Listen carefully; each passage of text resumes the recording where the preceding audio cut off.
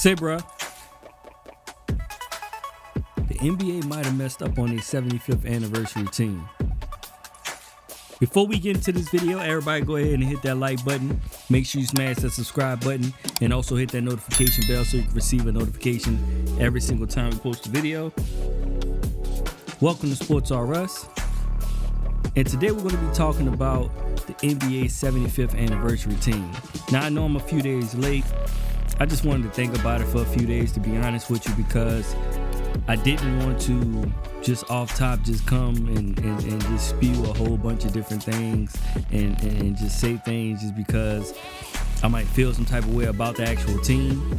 But I wanted to let it just sit down and, really like digest it and have an understanding on if I was wrong about what I might have thought. And to be honest with you, I wasn't.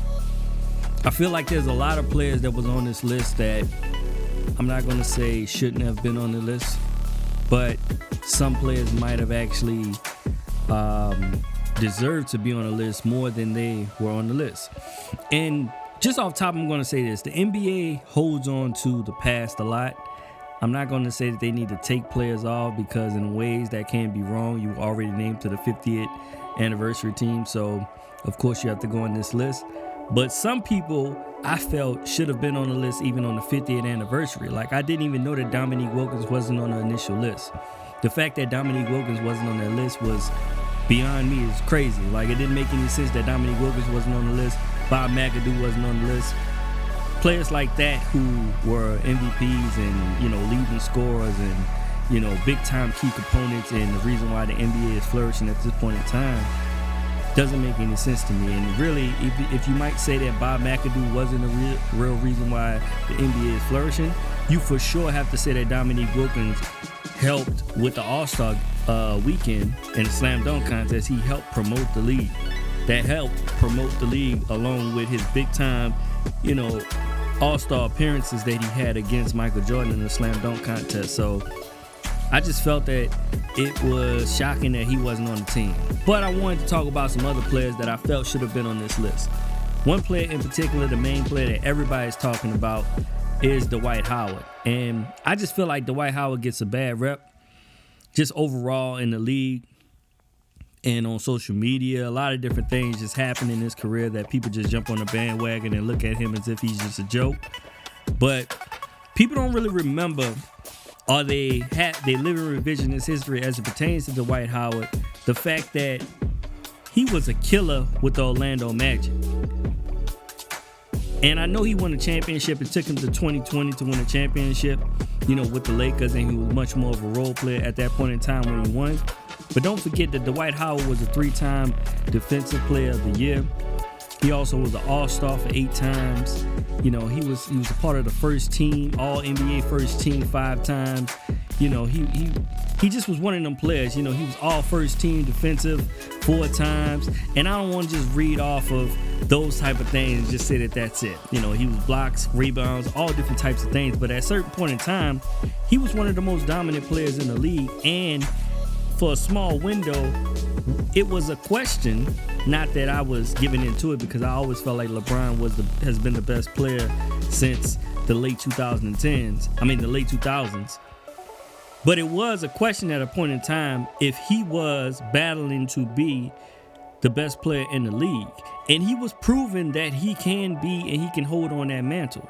And that he can be one of those dominant players that can bring a team to the playoffs. He went to the finals, beating the Cleveland Cavaliers that had LeBron James going on to the finals to play against Kobe and the Lakers, which he wound up getting beat. But that team was centered around him, and he was the number one guy on that team doing what he needed to do. And I think a lot of people forget about what he did in the past, and they only think about him hopping around to different teams and trying to find a place and, having to be a role player in certain spots.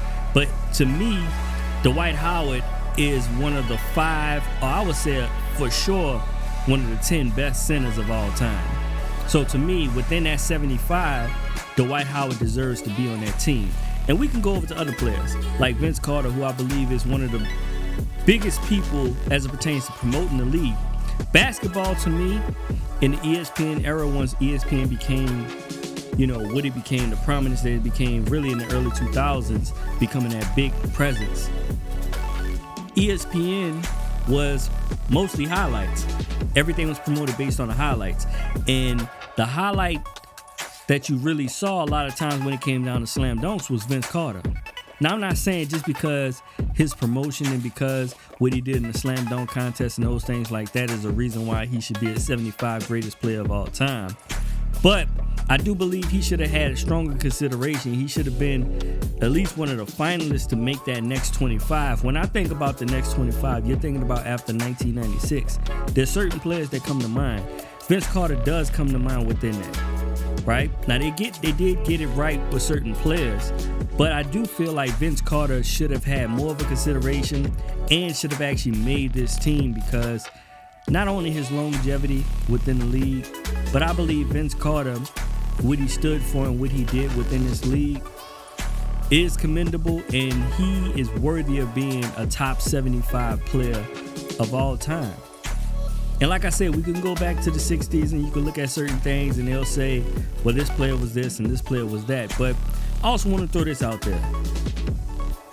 Wilt Chamberlain averaged 50 points in a season. I'm not looking at the exact stat. I believe it was like between like 50 or 51, something like that in a season. He averaged 21, 23, 24 rebounds in a season. Dominating for multiple seasons, had 44 points in a season. Consistently he was doing this.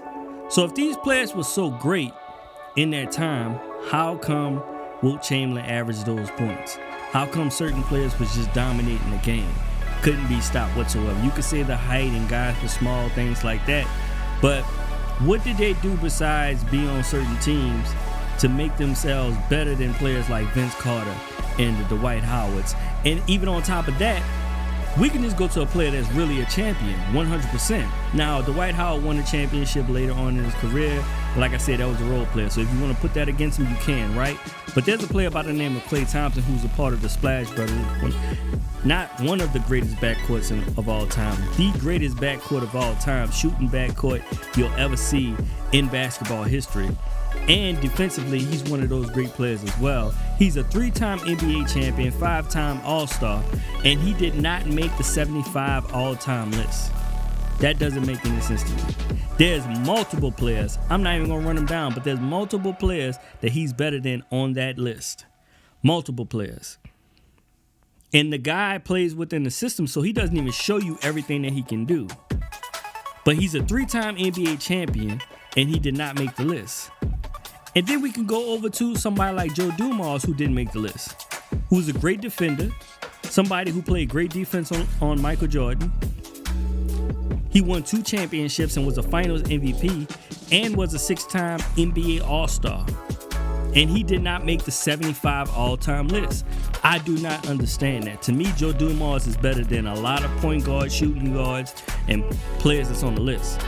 To be honest with you, I probably can name 5 other shooting guards that is better than Joe Dumars. Maybe 7. But he's at least number 8, and he couldn't make this list? Doesn't make any sense to me. His defensive prowess, and I'm not even going to put in what he did as an executive because that has nothing to do with basketball. But as a basketball player, I believe in his time in the NBA, he was able to show that he was quality. He was able to put up a certain amount of points. He averaged 16.1 points per game, 2.2 rebounds per game, 4.5 assists per game. Those are not like enormous numbers, but you got to look at overall what he was doing on the court, the defensive prowess that he had on that court. He made the All-NBA defensive first team 4 times. That's big. That's big.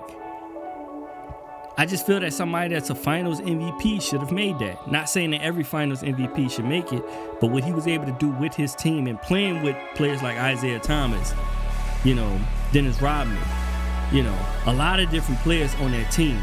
And he was the MVP over all those people for one of those championships. And then we can go over to somebody by the name of Grant Hill, who a lot of people would say, well, he got injured. He didn't really live up to his full potential. But in the beginning, when he was playing, he was a 7-time NBA All-Star, Rookie of the Year, multiple different things he did on the court. Even with him getting injured, he still was able to average 16.7 points per game, 6 rebounds per game, and 4 assists per game. And he was still able to be a formidable player.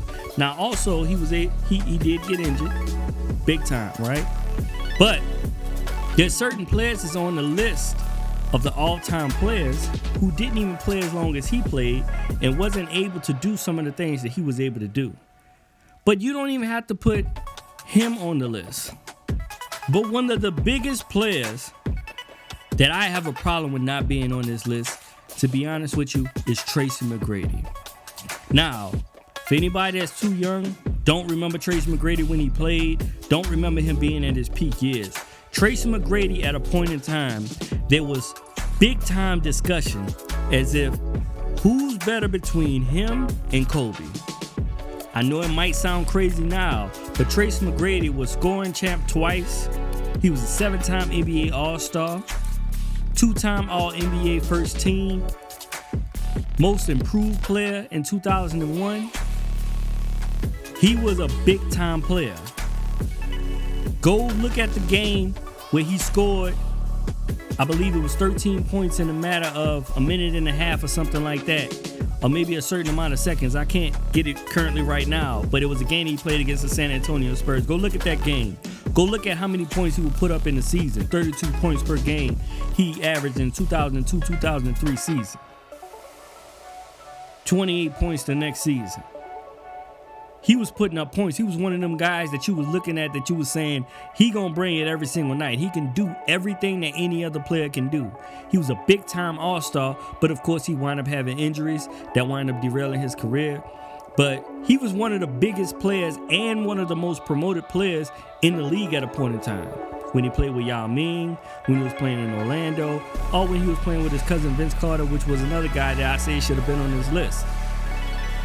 But remember, go look back and see who these guys were and see if you think that some of the guys is on the 75 all-time, 75th anniversary team, 75 greatest players of all time, and let me know if you think Tracy McGrady shouldn't be in there.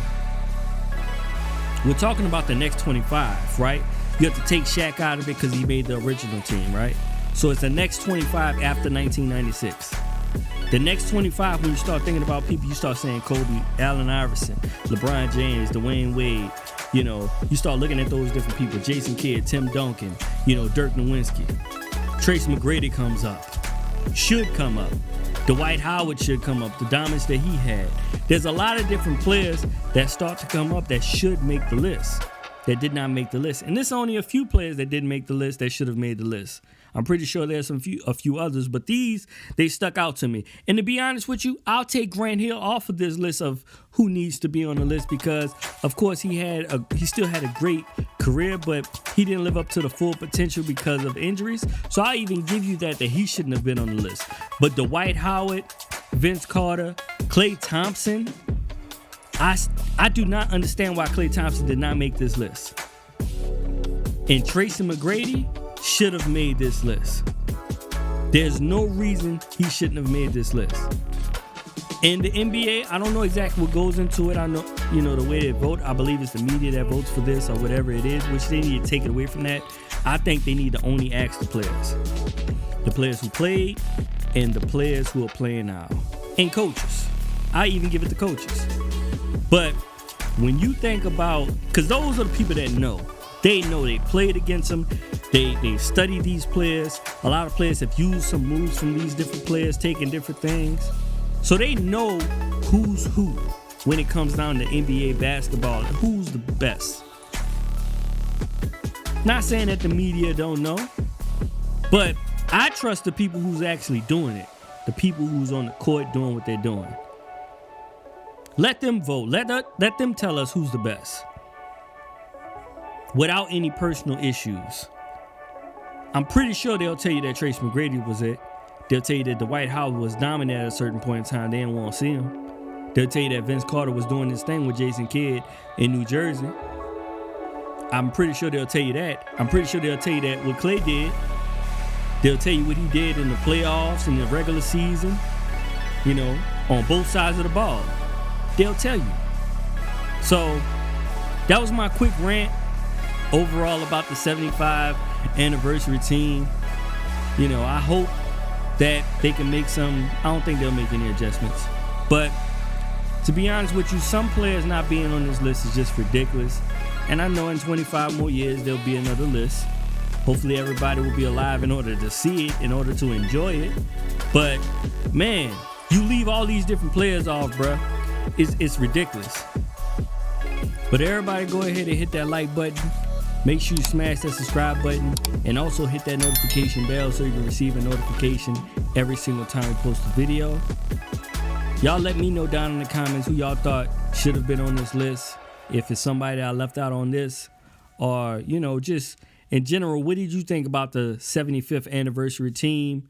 You know, certain players. I didn't even bring up Kyrie, who made one of the best shots in playoff history. Man. But anyway, everybody let me know what y'all think down below. Who y'all felt should have been on the list. This has been Sports R Us. I appreciate y'all. Appreciate y'all.